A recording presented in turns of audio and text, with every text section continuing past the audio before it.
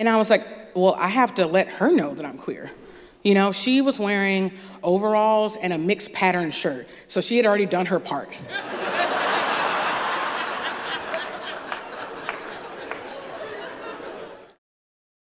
So about 5 years ago, I decided that it was time for me to leave DC.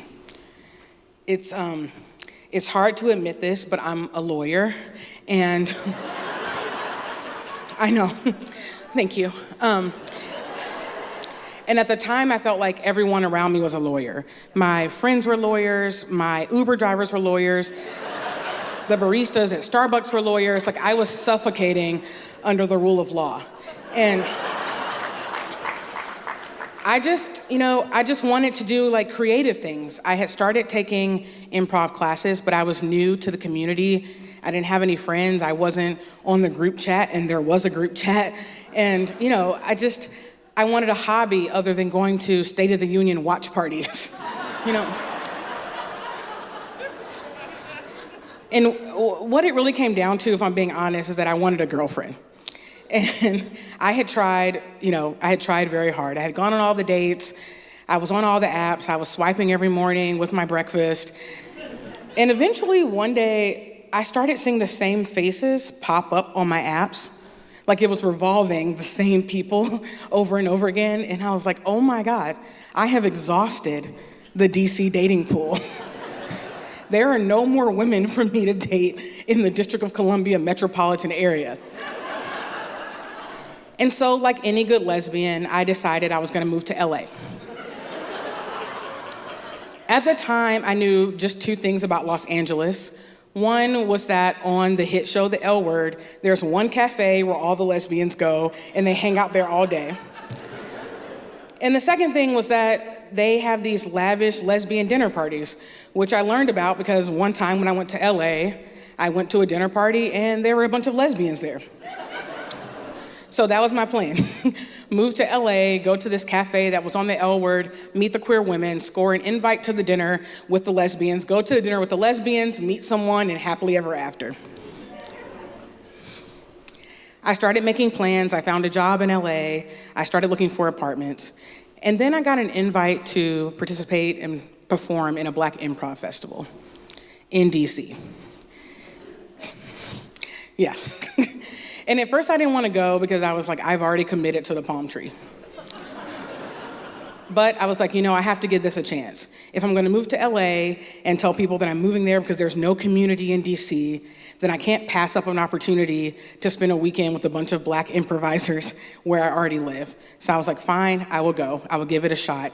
So I will go to LA with no regrets after this. So I went to the festival. It was great. It was fun. But then there was an after party. And here's the thing, I don't usually go to after parties because I feel like you sign up for one thing and the after party is another thing, and I only want to do one thing in a night, But I was trying to give my best shot to DC, so I went to the after party. But as you know, I wasn't in the group chat, so I didn't know anyone, and I had no one to talk to. And so instead of going up and meeting new friends in groups of circles like normal people apparently do, I went to the corner where people were throwing their coats. And I took off my coat and I folded it and I put it in the stack. And then I picked it back up and unfolded it and put it back on. And I did that about 10 to 15 times. My thinking was that if someone looked over in the corner and saw me, they wouldn't be like, oh, that's a weirdo with no friends. They'd be like, she's in transit, So I did that for honestly about 10 minutes. And then thankfully, a woman walked over, the woman who actually created the festival, came over and put me out of my misery. She had apparently better social skills than I did, and she ably struck up a conversation about Taylor Swift and Black people and everything in between and the intersection, which is wild, And we were having a great conversation, and I was getting strong queer vibes from her. And I was like, well, I have to let her know that I'm queer. She was wearing overalls and a mixed pattern shirt, so she had already done her part.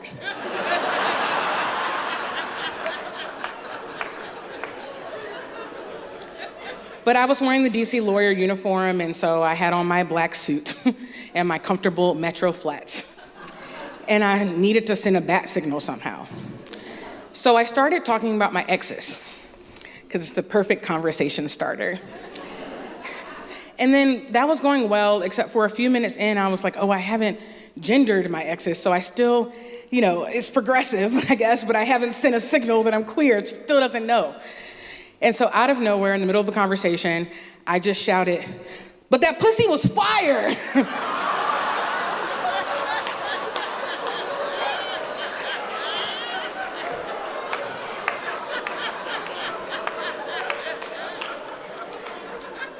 And that was a lie.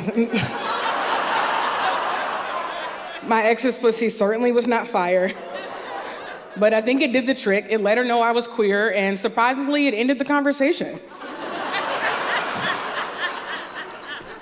And so a few weeks after the festival passed and the pandemic hit, and I'm sure like most of you, I was focusing on surviving. I was no longer hyper-focusing on thriving under the palm trees in the warm sun in LA at the dinner full of lesbians that I met at the L Word Cafe. I was just trying to make it day by day. And the Black improv community had actually taken itself online. We were having bi-weekly Zoom calls where we just got together to sort of shoot the shit and fellowship and just build community in times that were increasingly perilous. And those Zoom calls turned into online improv shows, which are as awkward as you might imagine they are. But we were doing something, we were building something together. And then a few months into that, I get an email from the woman at the festival. And she's like, hey, Samia, would you like to do an improv queer duo with me? And I was like, oh my God, this is it. I have a girlfriend. Like, sure, she was like, oh, let's do this improv duo. But I knew that it was just a guise for asking me out, and I was ready. So I prepared for our first date over Zoom very well. I put on my makeup. I did the front half of my hair because can't see the back. And I was, there and ready. Well, she signed on and she wanted to talk about improv. She was not checking for me at all. In fact, she was so uninterested in me that she tried to set me up with one of her friends. It was sad. She was like, oh, you'll get along so great. She's so nice. And I was like, you are off topic. I am here for you and me, and you're trying to set me up with this other woman. And so I was like, I have to quickly refocus her on what matters. And so the woman the woman that was at the festival was Black. The woman she was trying to set me up with happened to be white. And so I was like, I actually don't date white women. That was another lie. All my exes are white.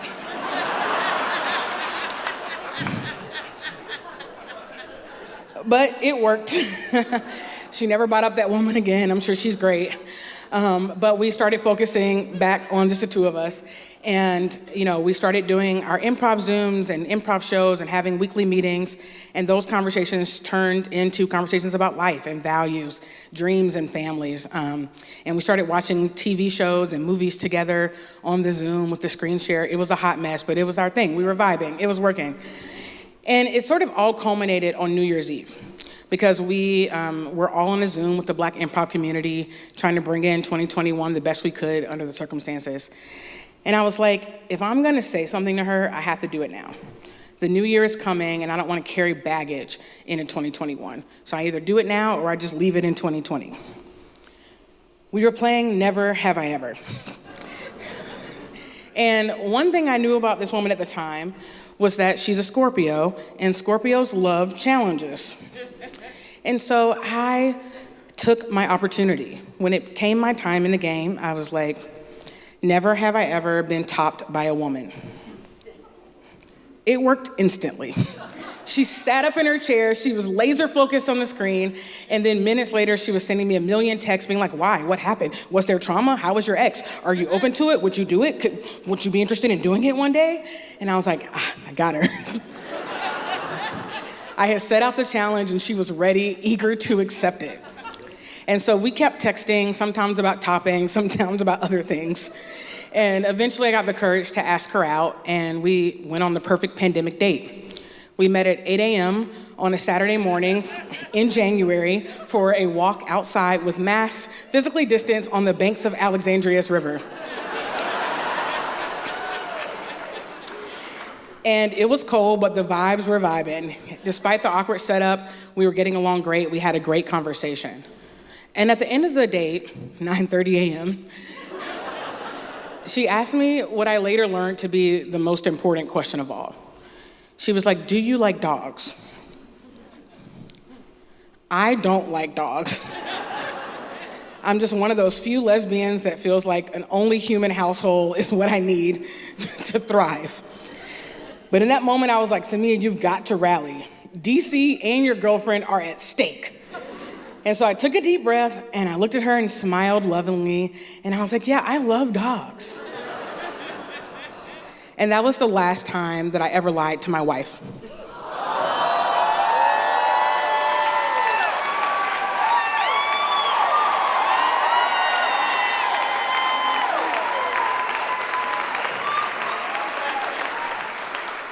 So now, years later, we're married. We just bought a house in the area, and thank you. And we have a dog, Ripley Khaleesi Ramsur Ali. And so it turns out that DC wasn't so bad after all.